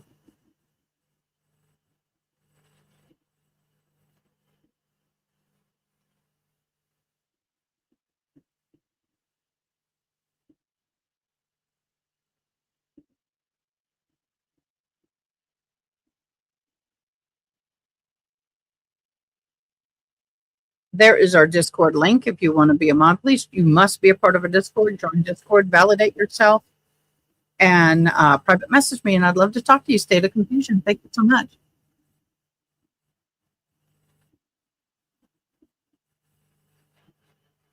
Yeah, it has been. It has been. Thank you, Tinkitude. Thank you so much, Tinkitude. And I'll be floating between the two as well.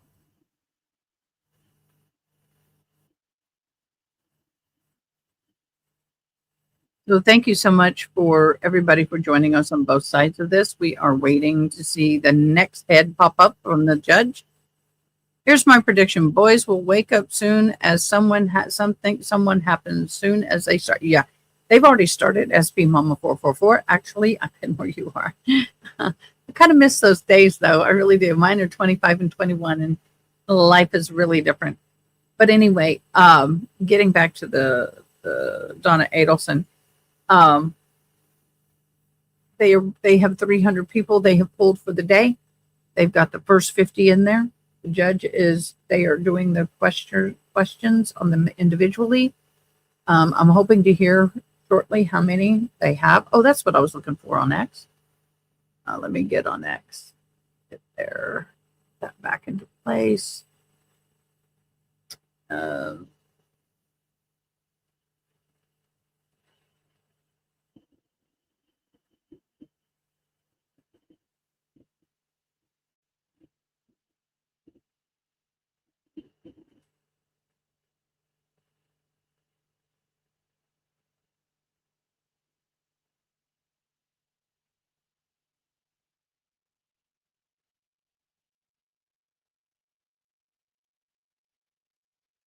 Oh, okay. Donna Adelson side. I got the Wendi Adelson writing podcast in writing.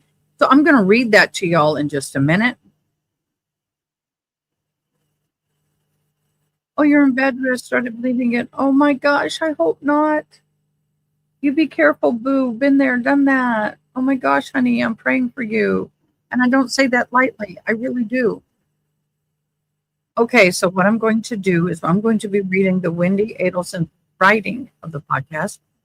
Um, this is Dan Markel, this person, Nick 351 and X. I put in Wendy's writing podcast below, hoping that someone might want to have a go at statements and analysis of her words on January. Give me a minute. Okay, guys, I am dual living today. We've got over on one live over here. I have Donna Adelson, where we're doing the jury selection. I'm talking over there, and I'm also going to be over here the Christopher Waffenbargener trial at the same time. So if you see me but do not hear me, I'm talking on the other live. I will try to do a cameras out so you know that I'm not on your live. I gotta do that. But I do need to pop in and out. I will be talking on both lives intermittently back and forth. I will also be updating everybody when we have numbers concerning the jury selection.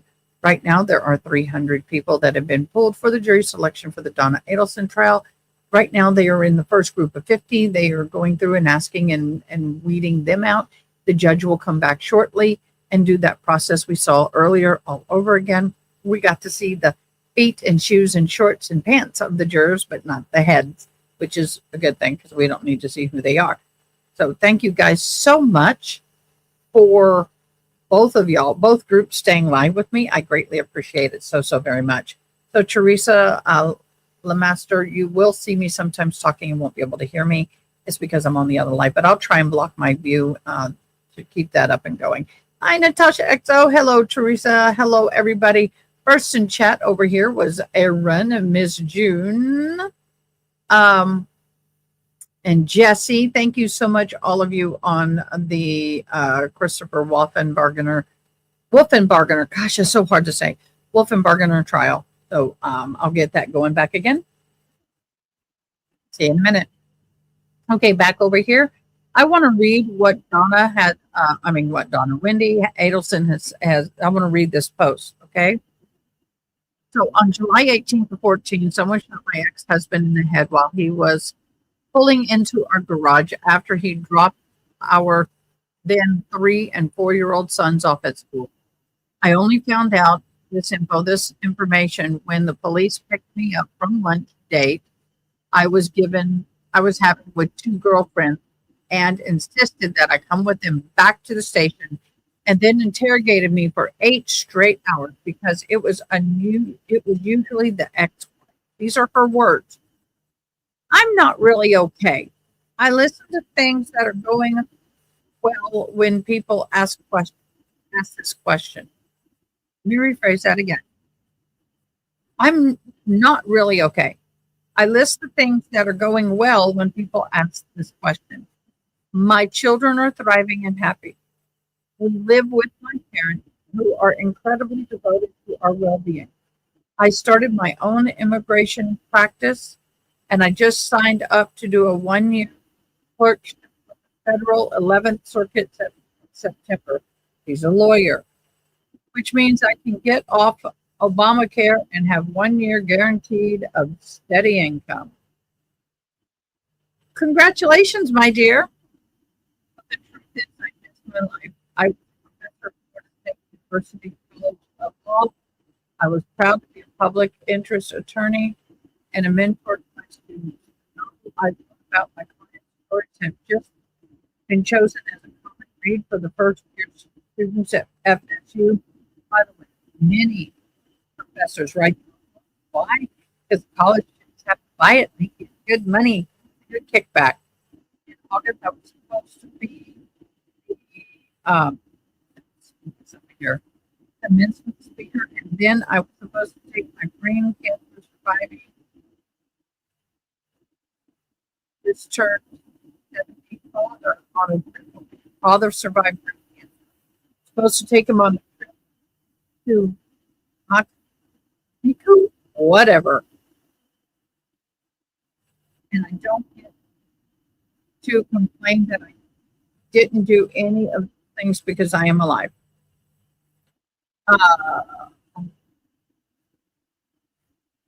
Yes, I've had one of those. Oh, yeah, it is fine. You will have some spotting. It does take time. Thank you. Please support my channel. Yes, thank you, Nightbot.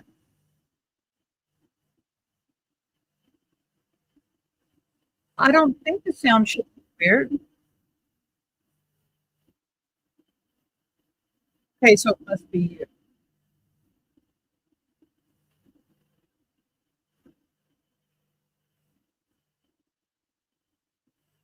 I turn my mic off, it off and on again. Okay, so hopefully that, if it's you. Okay, so Wendi rewrites her writing.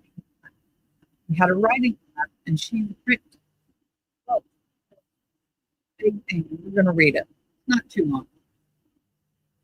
Wendi rewrites for her writing class. Children. First, we got to. Okay, that's horrible writing. Lawyer. Then he got read from. Oh my God! Let me help you with your writing, boo. This sucks. Book. In casual conversation, I don't know whether to call him my ex-late spouse or my late spouse. Expect that late ex-spouse sounds like late ex-spouse. And you're proud of that crap?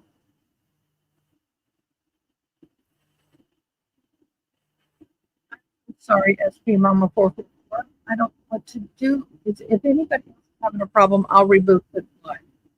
But I need to know from, so I'm wait for feedback. Give me a minute.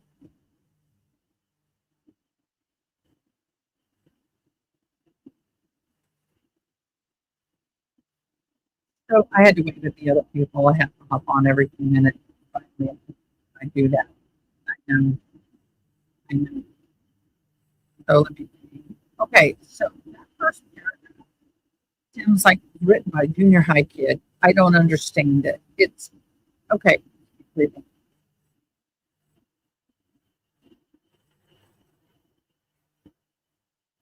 just something. Okay, there's a second paragraph. Late July, someone, and we still don't know.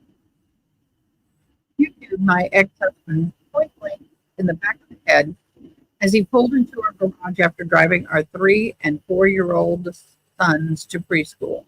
This is so childish written. This is not, she's a lawyer, y'all.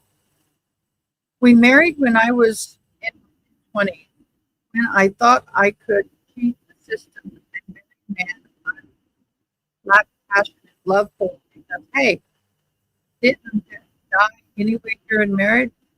I saw his intellect and big heart and thought he would make a. What? Are y'all, is everybody having a problem with the sound? I'm going to stay here. I'm going to hold on.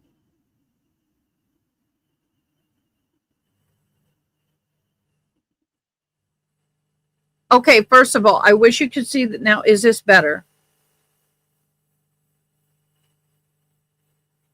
Is this better? I've paused the audio on the other one. I'm having some audio stuff. Is it clear on this side when I speak, or is it chopping in and out? So I'm going to talk for a minute. But if y'all, I'm going to show y'all this. Oh, didn't mean to do that. I want to share this one instead on both of them. How many times do you see a judge sitting in court with no robe on and fanning herself?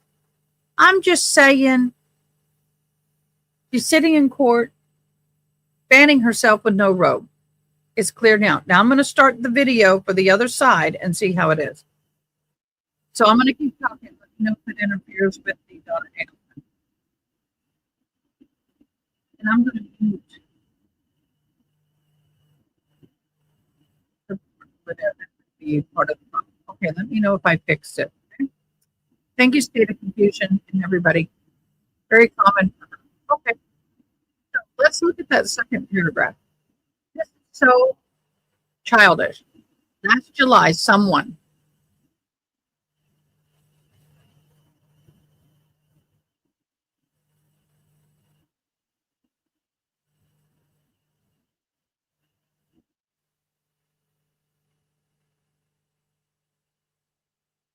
Oh, I'm sorry. I forgot. Okay, here's the problem, guys. I've done this many times. I have plenty of bandwidth. I've never had this problem before.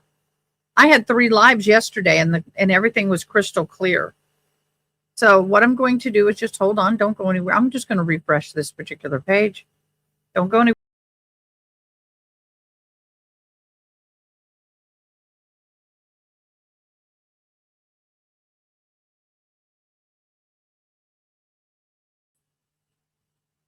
Okay, I'm back in, everybody. We're going to share screen again. Donna Adelson, get that back up and going. Okay, so it's good now because I have no live feed going. But when I Offenberg back up, it gets spotty again. So let's see how it is now. Okay, it was clear on that side. So let's see how it is on the Adelson side. So last July, someone, and these are Wendi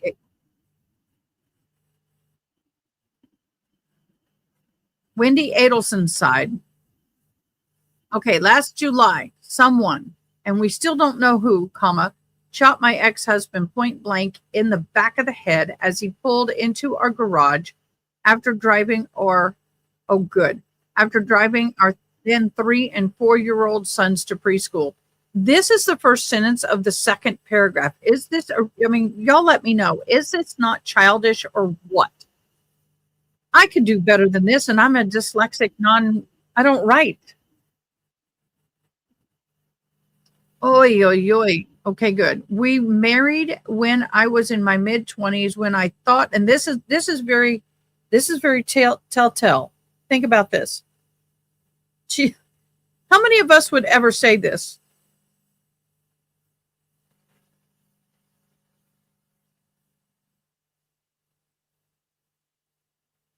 Yep. We married when I was in my mid-20s, when I thought, now this is very, very telling about our thought process. When I thought I could cheat the system and marry a man I lacked passion love for because, hey, didn't that die anyway during marriage? I saw his intellect, big heart, and thought he would make a wonderful father for my children. How many of us, by a show of hands, would be dating a guy and say, I don't really have any passion for him. I don't really love him, but he'll make a good dad. He's smart, got good intellect, and he's got a big heart. I'll marry him anyway. How many of us, unless you're in an arranged marriage, would do that? That's paragraph 2. Paragraph 3, our marriage dissolved after the children arrived. Well, no kidding, because you got what you wanted. Children. There was no love in the marriage.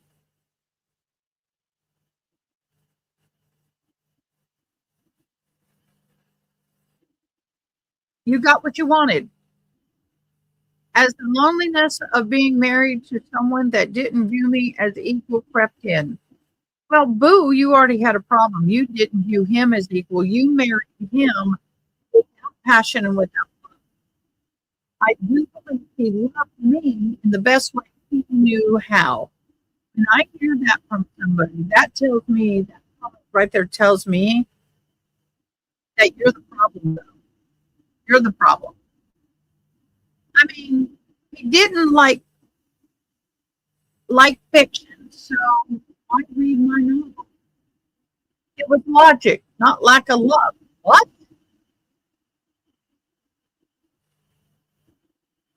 What?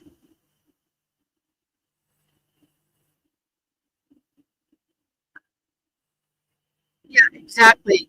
Exactly. Oklahoma 444 manipulate know how to change the scenario. The Jewish community and many other push for that. Yeah. It's really good the way she had written this. It really is off the chart here in my list of opinions. This to me is very, very telltale in this time. So what she's saying in this third paragraph that after the children were born, their marriage was dissolving. She was lonely because she was with somebody that didn't view her as an equal. Thank you, Weird Debian.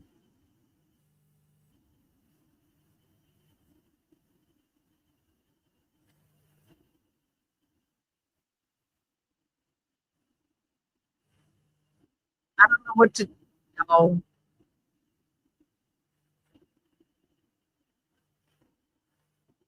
It's still wonky.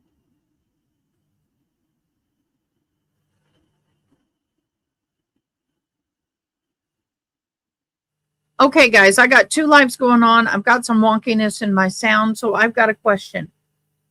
Donna Adelson trial live. What I'm thinking about doing is ending this live. However, going over to the Christopher Wolfenberger live. Yeah, it was perfect yesterday.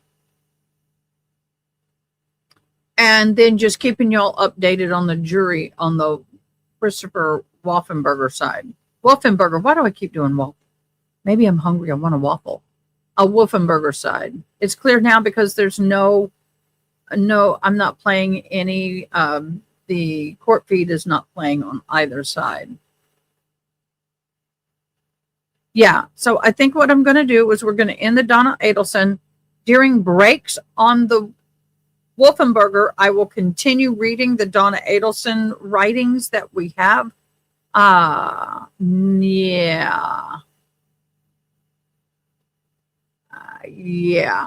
I'm with you on that. Now I'm hungry. What I'm going to do is you will teleport over. I'm doing it right now. Don't worry about a link. You should be teleporting over to the other trial.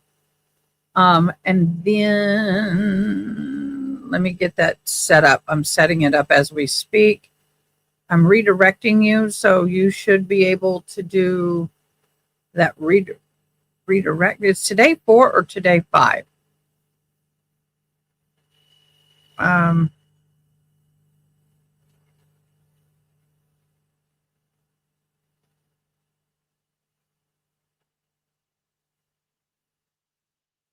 Okay, that says day 5 on the.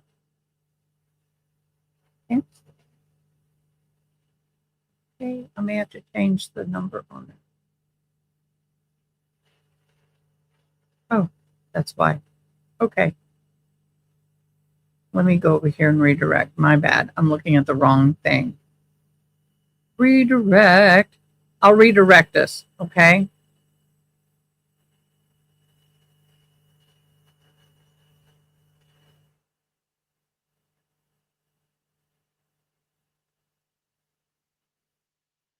It's not wanting. I've got to find the right one. It's giving me a little bit of a wonky thing here. There we go. Save. All right. I redirected you. So when I end this live, so everybody over on the Donna Adelson side, please come over and visit us over at the Christopher Wolfenberger trial. And what we'll do is we will then during break continue the Donna Adelson updates and reading of what we started, and I will keep everybody posted as to the process of the jury selection. Thank you guys for joining me over here on the Donna Adelson this morning. We will see you on the other feed. Y'all have a fabulous afternoon. See you in a minute. Thanks for joining. Thanks for watching. Please comment, like, share, and most importantly, subscribe. I hope you have an awesome day. Till next time, take care.